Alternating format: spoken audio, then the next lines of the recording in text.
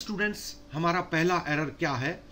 Calcutta is one of the highly populated city in the world, no error 4। तो देखिए students, कहता है Calcutta is one of the highly populated city in the world. तो students, मैं आपको ये बताना चाहता हूं, आपको हमेशा ये ध्यान रखना चाहिए कि ये वन जो होता है इसके बाद यूज होने वाला नाउन क्या है? ये सिटी। ये देखिए सिटी, ये हमेशा प्लूरल में होना चाहिए। तो यहां सिटी नहीं,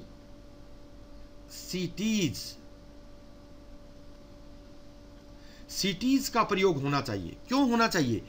क्योंकि कभी भी एक में से नहीं होता, एक बहुतों में से होता है। जैसे हम कहते हैं one of my friends, not one of my friend. One of my books, देखिए not one of my book. तो बुक में से एक बुक क्या होगी? मित्र में से एक मित्र क्या होगा? मित्रों में से एक मित्र होगा। इसी तरह से कलकत्ता जो है वो कई शहरों में से एक है, न कि शहर में से एक। तो स्टूडेंट्स, यहां पर हमें 3 नंबर में हमारा आंसर जो है प्राप्त होता है। 3 नंबर यहां पर गलत है, 3 नंबर रॉन्ग है। स्टूडेंट्स, हमारा नंबर 2 कॉमन एरर है, they have a 5 years plan to complete this work, no error. देखिए स्टूडेंट्स, कहता है they have a 5 years plan. तो आपको हमेशा ये याद रखना चाहिए कि अगर 5 से पहले, 4 से पहले, यानी काउंटिंग से पहले अगर ए का प्रयोग हुआ हो तो वो सिंगुलर में काउंट होगा। देखिए यहां अगर ए नहीं होता तो 5 years सही है, यहां कोई दिक्कत नहीं है।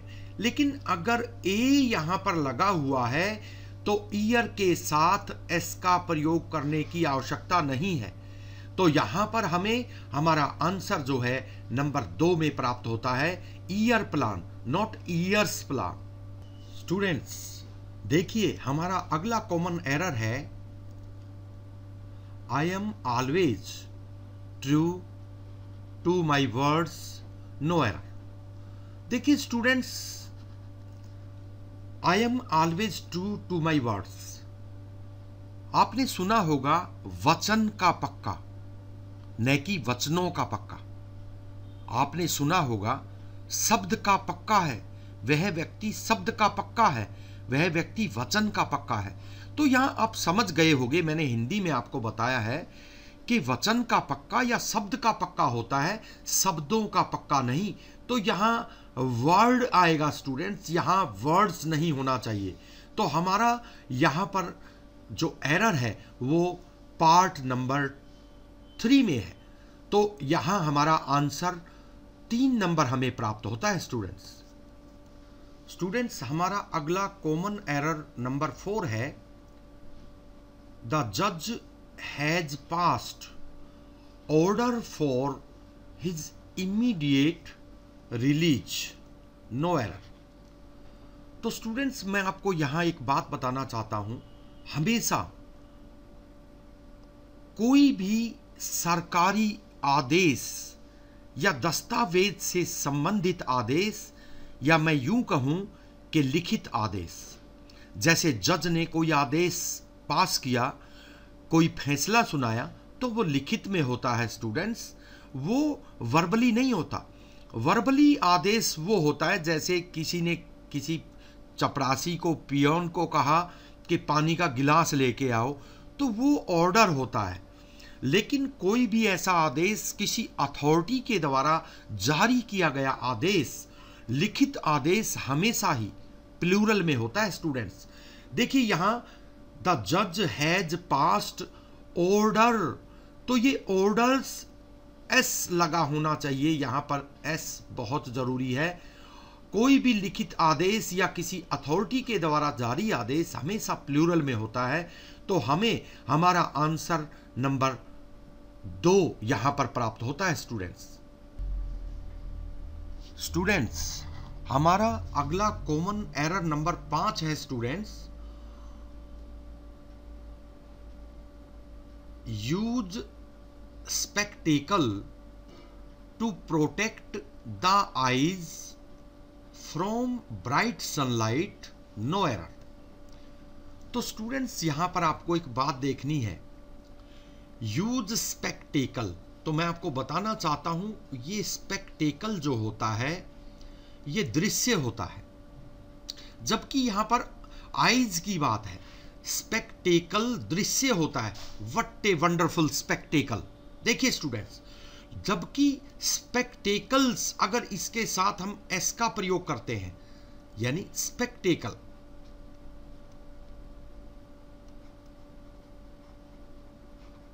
अगर हम इसके साथ एस का प्रयोग करते हैं तो ये चश्मा बन जाता है। तो इसलिए हमें स्पेक्टेकल और स्पेक्टेकल्स के डिफरेंस का पता होना चाहिए। स्टूडेंट्स हमारा आंसर यहां पर हमें नंबर 1 पार्ट में प्राप्त होता है। स्टूडेंट्स देखिए हमारा कॉमन एरर नंबर 6 है, good night sir, I am very pleased to see you, no error. देखिए स्टूडेंट्स यहां पर आप देख रहे होंगे कि जब भी हम किसी से मिलते हैं तो उसे गुड नाइट नहीं कह सकते। यह भी कंफर्म है कि यहां शाम के समय या दिन ढलते समय किसी से मिला जा रहा है, तो I am very please to see you.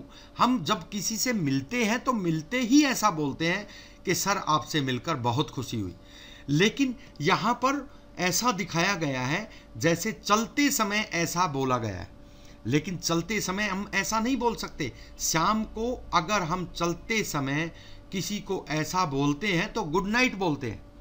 जब हम किसी से मिलते हैं और बातें करते हैं और बातें करने के बाद फिर वापस चलते हैं तो गुड नाइट बोलते हैं, लेकिन यहाँ तो सीधा किसी से मिलने की बात है, मिलते ही यहाँ पर गुड नाइट बोला गया है। तो इसलिए यहाँ पर I am very please to see you, मुझे आपसे मिलकर, श्रीमान जी मुझे आपसे मिलकर बहुत प्रसन्नता हुई। इसका मतलब समय शाम का समय है, तो यहां गुड नाइट नहीं गुड इवनिंग जो है होना चाहिए, गुड इवनिंग।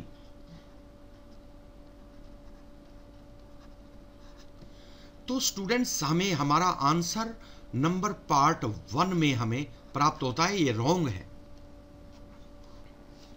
स्टूडेंट्स हमारा नेक्स्ट कॉमन एरर नंबर 7 है, the gentry of the town has been invited to a tea party, no error. तो स्टूडेंट्स मैं आपको यहां बताना चाहता हूं कि ये जो जेंट्री है ये कलेक्टिव नाउन है, समूहवाचक संज्ञा। और समूहवाचक संज्ञा जो है जब इसका प्रयोग डिवाइडेड सेंस में हुआ हो, when it is used in divided sense, देखिए जब इसका प्रयोग डिवाइडेड सेंस में हुआ हो तो ये प्लूरल में काउंट होती है। When it is used in divided sense it counts in plural sense, और in undivided sense it counts in singular sense. तो देखिए स्टूडेंट्स यहां कलेक्टिव नाउन जो है उसका प्रयोग डिवाइडेड सेंस में हुआ है या अनडिवाइडेड सेंस में, यानी विभाजित सेंस में हुआ है या अविभाजित सेंस में। तो आप समझ सकते हैं डिवाइडेड सेंस प्लूरल होता है, बटी हुई सेंस, और अनडिवाइडेड सेंस सिंगुलर होता है क्योंकि वो बटी हुई नहीं है। तो यहां हम देखते हैं कि सेंटेंस में सेंस कौन सी है, डिवाइडेड है और अनडिवाइडेड। तो the gentry of the town has been invited to a tea party, यहां जेंट्री को चाय पर बुलाया गया है, चाय पार्टी पर बुलाया गया है। तो स्पष्ट है यहां जेंट्री चाय पीने आई है, तो जेंट्री एक नहीं है, जेंट्री के बहुत से सदस्य हैं। अब आप सोच रहे हैं कि ये यदि सिंगुलर की सेंस है तो प्लूरल की क्या होगी। देखिए स्टूडेंट्स ये सिंगुलर की सेंस नहीं है, क्योंकि जेंट्री को चाय पर बुलाया गया है तो यहां हम वैसे भी ये सोचेंगे कि चाय पीने वाले कई हैं, क्या जेंट्री को एक कप में चाय आप पिला देंगे? नेवर। तो इसलिए यहां पर ये डिवाइडेड सेंस है स्टूडेंट्स। और अगर आप सोच रहे होंगे कि अनडिवाइडेड कब होगी, तो अनडिवाइडेड जब होगी जब हम कहेंगे the gentry consist of 7 member, यानी जेंट्री में 7 सदस्य हैं। तो यहां वो सिंगुलर की सेंस में है। क्यों? क्योंकि जेंट्री 7 सदस्यों से मिलकर बनी है और वो भी एक। इसलिए यहां द जेंट्री कंसिस्ट वर्ड के साथ एस लगेगा। और याद करो, प्रेजेंट इंडेफिनिट टेंस में एक वचन के साधारण वाक्यों में वर्ब की फर्स्ट फॉर्म के साथ एस जब लगता है जब वो सिंगुलर होता है। तो इसीलिए यहां हम कहेंगे the gentry consist of 7 member. लेकिन वहां तो एक सेंस हो गई सिंगुलर अनडिवाइडेड, लेकिन यहां क्योंकि जेंट्री को चाय पर बुलाया गया है तो ये डिवाइडेड सेंस है। इसलिए यहां पर हैज बीन का प्रयोग नहीं, हैव बीन का प्रयोग होना चाहिए स्टूडेंट्स। हैव बीन आप याद रखें। हमें हमारा आंसर नंबर 2 पर प्राप्त होता है स्टूडेंट्स हमारा नेक्स्ट कॉमन एरर नंबर 8 है। देखिए, athletics are given much attention in military schools. तो स्टूडेंट्स हम यहां एथलेटिक्स जो है इसको प्लूरल समझ बैठते हैं। स्टूडेंट्स, क्या मैथमेटिक्स और फिजिक्स प्लूरल होते हैं? सिंगुलर होते हैं। तो यहां एथलेटिक्स का मतलब है व्यायाम, तो वो आर नहीं होता, इज होता है। तो यहां पर हमें इज का प्रयोग करना चाहिए। Athletics is given much attention in military school. Military schools में व्यायाम पर ज्यादा ध्यान दिया जाता है। तो देखिए, ज्यादा ध्यान दिया जाता है तो यहां एथलेटिक्स को हम सिंगुलर में काउंट करेंगे, तो हमें हमारा आंसर नंबर 2 में यहां प्राप्त होता है स्टूडेंट्स हमारा नेक्स्ट कॉमन एरर नंबर 9 है। Please pay my compliments to your parents. तो स्टूडेंट्स, आपको कंफ्यूज वर्ड की नॉलेज होना भी बहुत जरूरी है। स्टूडेंट्स, होता क्या है कि ये कॉम्प्लीमेंट अगर इसको एस ना लगा हो तो ये होता है पूरक। विदाउट एस कॉम्प्लीमेंट पूरक होता है। Choose the complement to this paragraph, और we can say please find out the complements to this passage. तो ये कॉम्प्लीमेंट पूरक होता है, जबकि जो दूसरा कॉम्प्लीमेंट होता है COMPLIMENT